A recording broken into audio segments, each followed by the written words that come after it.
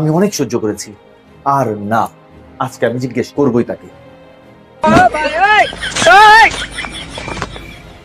তুমি আমাকে বলো, তুমি যদি আমার সাথে সারাদিন ঝগড়াই করো, তাহলে কেন আমার সাথে তুমি লাভ ম্যারেজ করতে গেলা?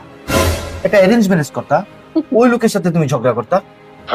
কারণ আমি আমার পছন্দের লোকের সাথে ঝগড়া করতে চাই, আমি কোনো অপরিচিত লোকের সঙ্গে ঝগড়া করতে চাই না। আমার যখন মন চায়, যেমনি মন চায়, আমি তোমার সঙ্গে ঝগড়া করব। তুমি কাউকে নালিশ করবা? কেমনি নালিশ করবা? তুমি তোমার বন্ধুদেরকে যে বলবা আমার বউ আমার সঙ্গে ঝগড়া করে, ওরা বলবে কেন, তুই তো তোর পছন্দের মেয়েকে বিয়ে করছিস, এত বছর প্রেম করে তারপরে বিয়ে করছিস।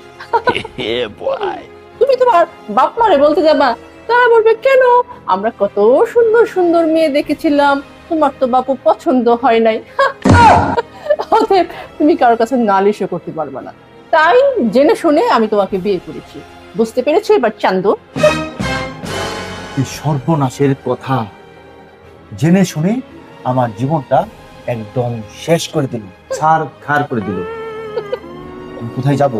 টিউবলাইট একটা সামান্য কথা বলে, তার জোর ছিল আমার কথা।